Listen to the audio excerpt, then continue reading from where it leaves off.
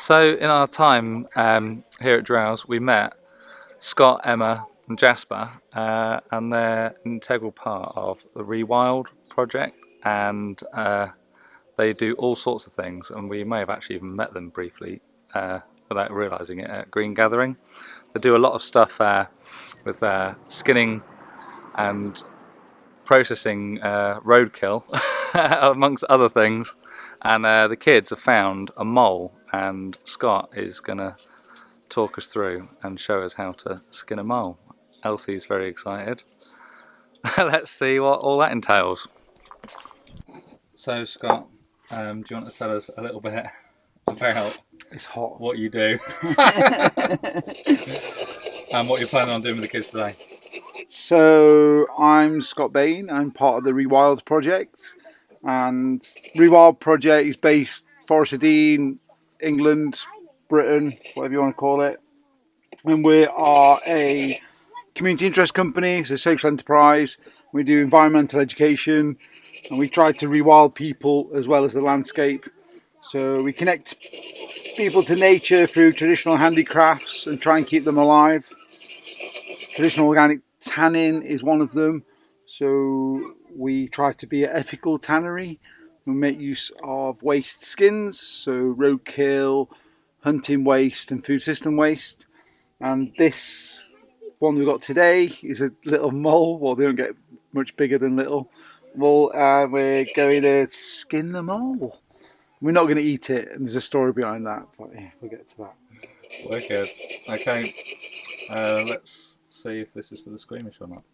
So, basically, when you're skinning something, whether it's a mole or a bear, not that I've skinned a bear, or a moose, I've done some big deers, you basically do the same kind of skinning techniques for anything. The nice thing about a mole is you can sort of learn the basics. Have you used knives before? I've whittled something. You will, similar kind of thing. Always try to have the knife in front of your hand that you're not using. So basically, this hand behind. And you make sure that the animal is dead. Yeah, it's useful to make sure it's dead. There is stories where people have picked up roadkill, put it in the back of their van or car, and actually it's just stunned, and then it wakes up, and then it's thrashing about in the car. That'd be quite interesting, wouldn't it? Oh yeah. We're trying to give respect to the animal, and by making use of this animal, it's probably the most respectful thing you can do. And that's what's quite cool about doing organic tannery stuff, because we're not using any inorganic chemicals. So if you did make some leather or you made some fur, traditionally, it would always just rot away if you didn't use it. Say if you left it out in the rain, it would eventually just disappear into the nature. But what I want you to do first, if you're not using your knife, put it down with the blade facing away from you. Because sometimes when you're doing stuff with your hands, if you knock the knife, you'll cut yourself. So the funny story of the moles, he was a Victorian guy back in the Victorian times, and he set out on a quest to taste everything in the world, like literally everything. So he went around and he ate everything. There's two things he found so disgusting we'd never eat again. And can you guess what the two things were? One's got to be a mole. One's a mole, and any idea what the other thing was? True. Try and do it flat. Badger. Blue bottle flies. Oh God, he didn't eat them. What? Let's make the tanning solution. We're going to use the egg yolk inside there, which has got very similar fats to the brain. Bang it in. So we're basically going to make like a replacement brain kind of fat tan. So the idea is that we're going to then apply that to the skin. I was sort of massage it in. really excited, but now I kind of feel. What I kind of feel a bit grossed out. the novelty's wore off. I think. Excellent. Excellent. Look. So here's the finished skin. I recorded so much footage whilst they were doing that, and there was a lot of information there missed out.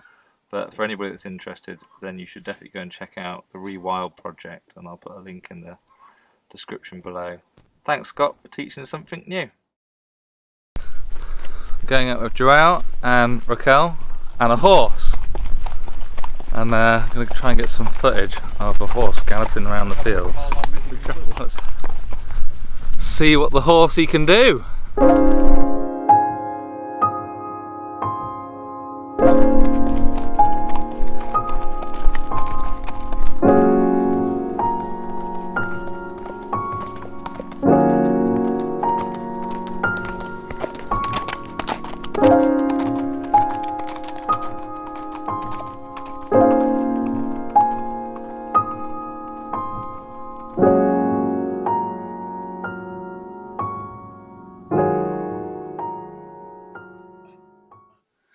So a few people commented on last week's video saying how come I didn't get a makeover. So I guess 3, 2, 1. Woohoo! In all his beauty. Lovely, lovely, lovely. Turn your hair around. Turn your hair around. Why are you laughing? Like, you shouldn't be laughing because we made you look great. So surely I look Yeah. absolutely monstrous. Oh my god. Let us know in the comments whether this look Kiss should mum. stay. Kiss mum. Kiss mum. I do feel a bit aggrieved because I feel like you guys all look fantastic after your makeovers and you've made me. Done exactly the same thing. Right, parade around the farm. We have to Parade show- around the farm. Parade around the farm. Parade around the farm.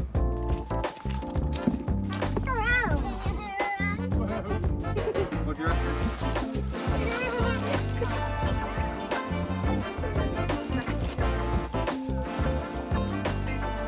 Rufus would. Wouldn't you, Rufus? Yeah? You out next? So. How you pull it?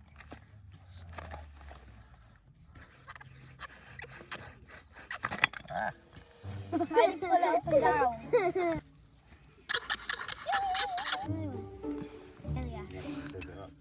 Bye. Smoking. Look, Smoke.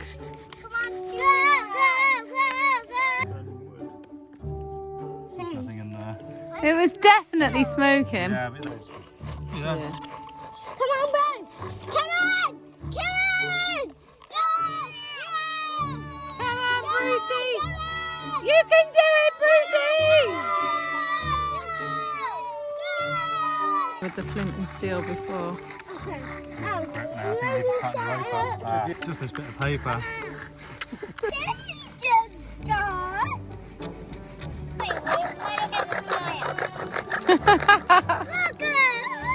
Look! Anything? We're in a situation where Bruce has decided he wants to light a fire with a bow drill. We were surrounded by children earlier. Everybody's left and Bruce is still going strong. I hope he does it soon. Oh my god, I'm sinking back on this chair.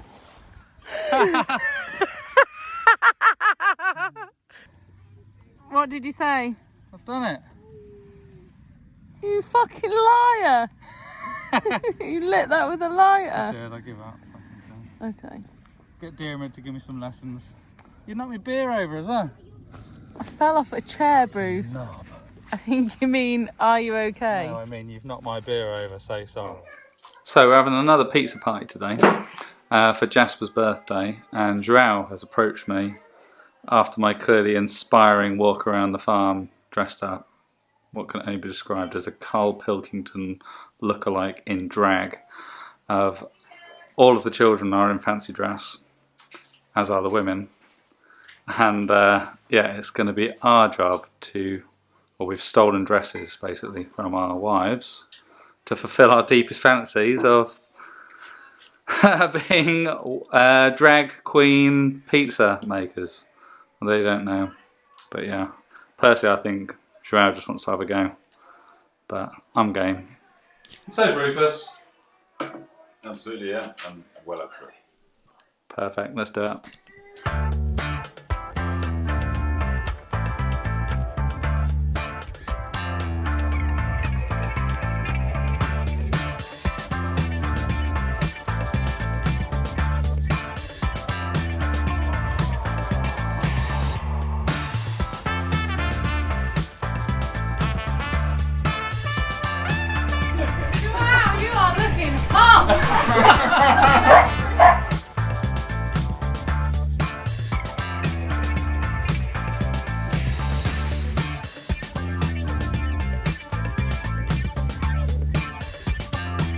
So I'm going to leave it there for this week.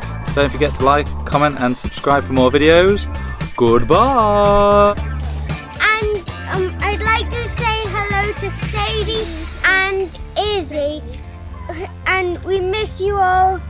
And we hope to see you again soon.